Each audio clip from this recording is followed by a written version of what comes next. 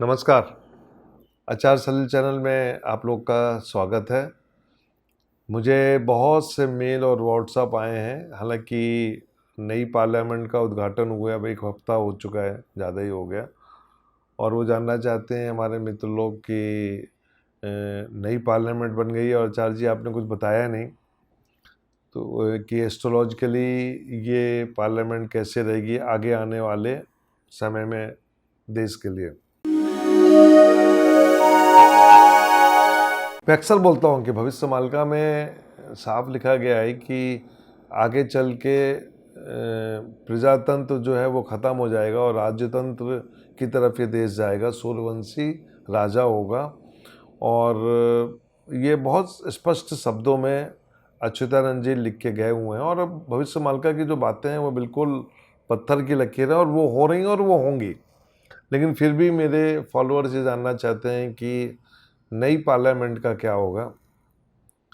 तो मैं इसको एक साधारण सी घटना मानता हूँ, मैं इसको कोई बहुत बड़ी घटना नहीं मानता, क्योंकि देश की कुंडली 1947 में बन चुकी है और देश की कुंडली अब बनेगी जाके 2032 में, जब सब कुछ समाप्त हो जाएगा और हम अगले युग की तरफ बढ़ेंगे, और जिस समय वो एंटर होंगे वहाँ पे एक नई चीज़ निकल के आएगी। आप लोगों को थोड़ा हंसी आती होगी, लेकिन मैं अपने मित्रों को बताना चाहता हूँ, फॉलोअर्स को बताना चाहता हूँ कि ये सब होगा।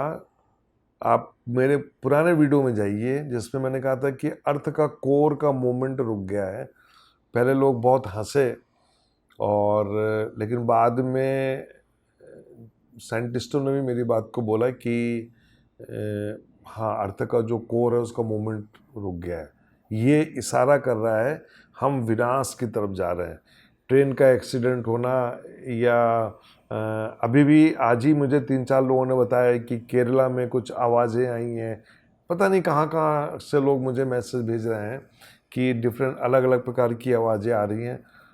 ये एक विनाश लीला की तरफ बढ़ते हुए कदम है, और मैं अक्सर बोलता हूँ कि जो भविष्य मालिका में है वो होके रहेगा।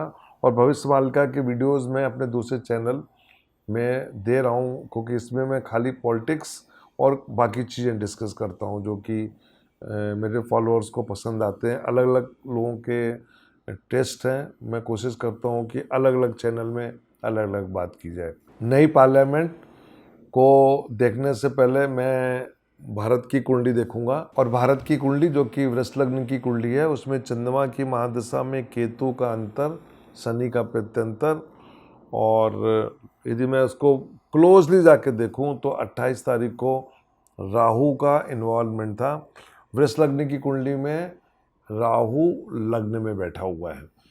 तो यदि मैं भारत की कुंडली में देखूं कि क्या एक नया पार्लियामेंट बन रहा है, तो ठीक है, कंस्ट्रक्शन तो 2-3 साल पहले शुरू हो गया था, लेकिन चौथा घर जो होता है वो पार्लियामेंट का होता है। और कुंडली साफ बता रही है कि देश को एक नया पार्लियामेंट मिल रहा है, क्योंकि सूर्य तीसरे घर में बैठा हुआ है 5 ग्रहों के साथ, मतलब कुल मिला के 5 ग्रह। तो चौथा घर जब एक्टिव हो जाता है, मतलब पार्लियामेंट बोलते हैं या असेंबली बोलते हैं, राज्यों की विधानसभा, वहाँ से वो चीज़ निकल के आती है।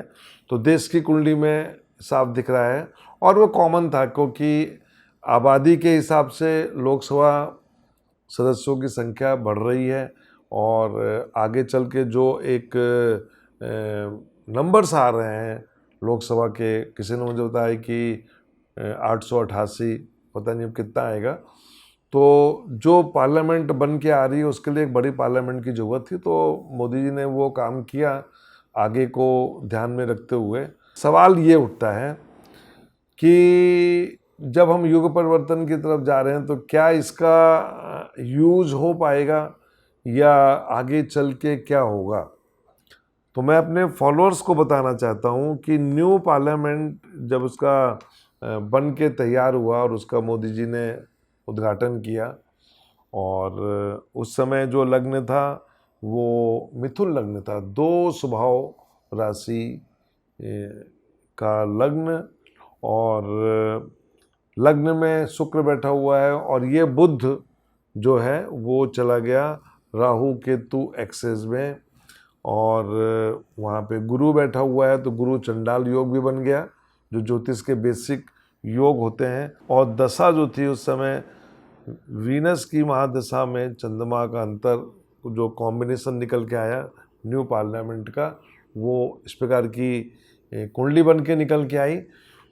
और यदि मैं थोड़ा सा मोदी जी की कुंडली ले लूँ, क्योंकि ये पार्लियामेंट जो है इसको बनवाने में मोदी जी का बहुत बड़ा योगदान रहा है, तो देखते हैं कि मोदी जी की कुंडली में क्या कॉम्बिनेशन है। तो चौथा घर जो होता है वो मोदी जी की कुंडली में भी देखा जाए तो हम उसको पार्लियामेंट देखेंगे, और बड़े बेसिक कॉम्बिनेशंस होते हैं। तो चौथे घर में शनि इस समय बैठा हुआ है और चौथे घर को उसने पकड़ा हुआ है। मोदी जी की कुंडली में चौथे घर को उसने पकड़ लिया, तो इसका मतलब ये हो गया कि एक बिल्डिंग बन रही है, एक पार्लियामेंट बनाने में उनका योगदान है।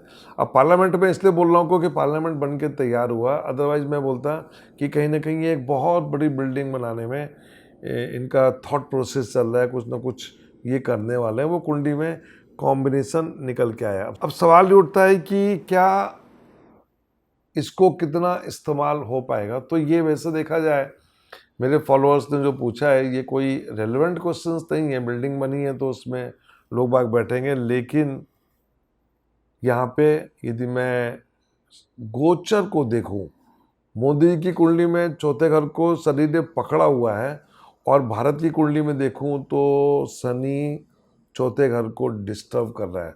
तो ये एक रेमेडी हुई है, जिसने भी एडवाइस दिया है या अपने आप ही हो गई कि पार्लियामेंट को, बिल्डिंग को चेंज किया गया। अब मेरे को डर ये है कि जब अगले साल चुनाव होंगे, यदि होते हैं, फिर बोल रहा हूँ क्योंकि भविष्य मालिका के हिसाब से चुनाव नहीं होते, ये वक्त बताएगा, लेकिन क्या उसमें लोग बैठ पाएंगे आगे चल के।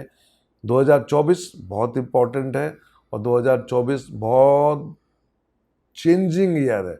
यदि भविष्य मालिका को लेके चलें तो चुनाव नहीं होता, यदि भविष्य मालिका में जैसे कुछ अंकों का रहस्य है, यदि वो आगे पीछे हुआ, कुछ भी खेल हो गया अंकों का, हो सकता है कि 24 की घटना 25 में यदि हो गई, क्योंकि उसमें ऑलरेडी बोला गया है, तब ये देखना है कि क्या 24 में बीजेपी पूरी मेजॉरिटी के साथ इस नए भवन में बैठ पाती है या 2026 में जाके कुछ होता है। ये थोड़ा रहस्यमय है।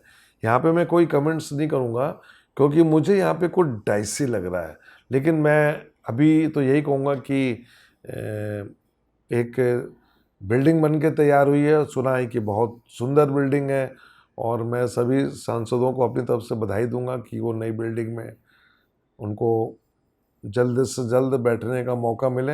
अब देखते हैं कि वक्त क्या लगता है, कब आता है। लेकिन मुहूर्त की बात करूं तो जिसने भी ये मुहूर्त निकाला, मैं एक चीज़ बोलूँगा कि इस मुहूर्त को समझना इतना आसान नहीं है। ये मुहूर्त बिल्कुल वैसे ही है जैसे वो इस साल यूपीएससी के एग्ज़ाम में बच्चों का पर्चा था कि बच्चे घूमते रह गए आंसर के उसमें, वैसे ये पार्लियामेंट का। नमस्कार।